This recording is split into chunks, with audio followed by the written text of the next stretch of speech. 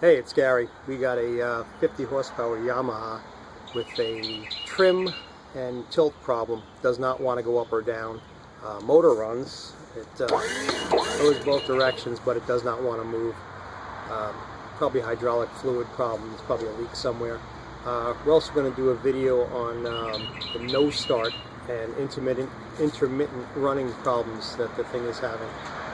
It runs, it stalls out, you bring it down from high idle to low idle, it stalls, and then sometimes it runs perfect. So we're going to do another video on that one, but right now we're going to start with the trim one. Well, the first thing to know about these trim systems is, as almost always, no matter what manufacturer you're working with, there's a release screw right over here somewhere, sometimes on the hydraulics. You turn that. I tilted it up a little bit, it does move somewhat, but if you turn this screw, in this case you turn it to tighten it, so you turn it to the right, and you can see the thing is starting to come down a little bit. What that does is it releases the hydraulics, so then you can manually, yeah, she's moving now, you can manually lift this thing up and tilt it so you can get into the trim and tilt system and work on it. So that's the first place we're going to start. Also, it's a good idea every once in a while to turn that screw, wiggle it back and forth a couple of times every year at least. This way when you need to use it, it's not frozen, because these things do freeze, and I understand they do snap sometimes too. So make sure, to work that once a year, twice a year, whatever, make sure it still moves. Found the problem, and it looks like somebody tried to fix this before, because if you look at this one, how nice these are all elongated from them trying to take the cap off.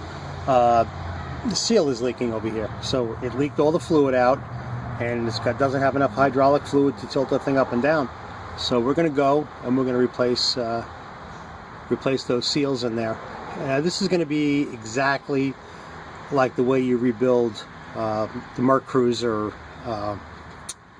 power trim tilt cylinders. We got a video out on that one as well, but this is pretty much the same procedure. You take the cap off, replace the seals, replace the O-ring, put it back together, put the fluid in, you're all done. So we're going to start by taking this here cap off. Alright, this cap here, as I mentioned before, looked like somebody tried to take this thing off, and they kind of damaged the holes a little bit. So spanner I got to take it out is not really doing it the way it's so tight. So I cut a groove over here with the hacksaw, and then we get in there with a chisel and we tap it, and it spun from about here to here. Now I should be able to put the tool in there and finish taking this thing out. See? Yep.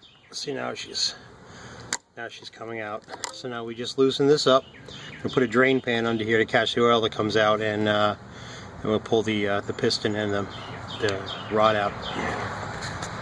Alright, you just get the tool here, pull this out.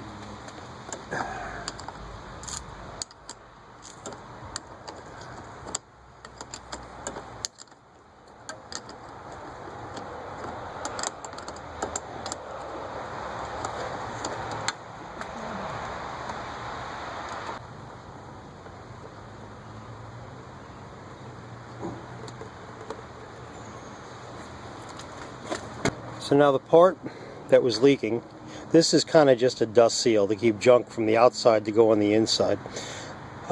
There's an O-ring inside there. I don't know if you can see that there, but there's an O-ring down inside. You just get a little pick tool, pull it out, put a new O-ring in, knock a new seal in, and that should stop the leak.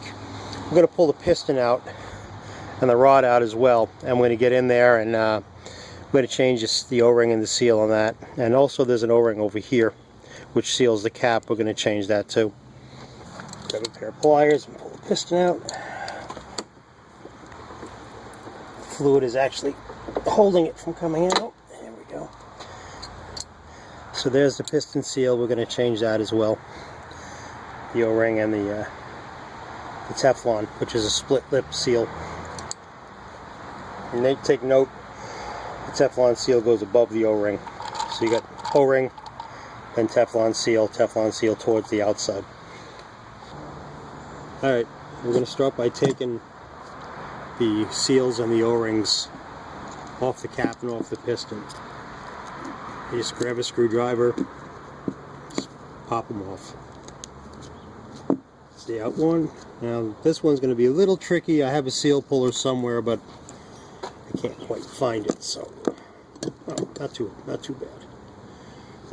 That's the outer seal. When you put this in, it goes that way with the groove side out, not this way. Then we got the little O-ring down inside there. That's it. Now on the piston, same thing. Take the O-ring off. Take the Teflon seal off. I'm going to wipe this down really good, get it nice and clean before we start putting it back together. Alright, we got it nice and clean. Now to put it back together, there's that scarf joint seal. It lines up like that.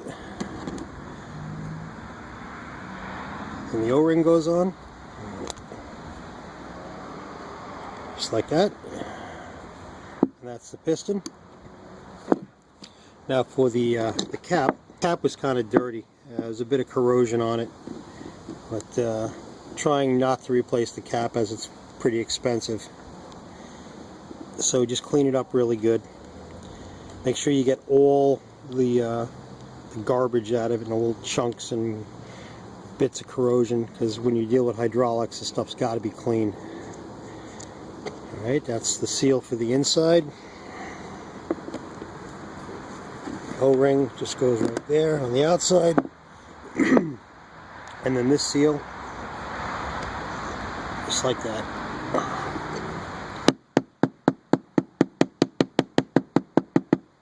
Yep, that's seated. Okay, so now we just got to put it back on the boat, tighten the cap back up, and replace the oil. All right, once you get this all set, you take the drain plug out, refill the oil. I used one of those pumps that you use to refill a lower unit. Just stuck it in the Yamaha lube, hydraulic oil, power trimmed oil, whatever you want to call it, and pumped it up until it started to run out. Then I ran the thing a little bit. Once it stopped moving, I added a little more oil, ran it a little more until I got the thing all the way up. Then I put the cap in and I ran it up and down. Pull the cap. If it needed more oil, add more oil. It will foam up, it will aerate. You just got to kind of take your time with it. I mean, there's a way to do it where you put a plastic reservoir on here. Somebody else has a YouTube video on it, but you really don't have to do that. You can just fill it, run it a couple of times, actually run it a lot, then let it sit, and then take the cap off, let the air bubbles come out, make sure the thing is filled up to the top level, and that's all. After it's all done, it'll work fine. So that's it. Next step, we're going to try to figure out why this thing has the rough running problem, which I pretty much already figured out. I'll show you what the problem was.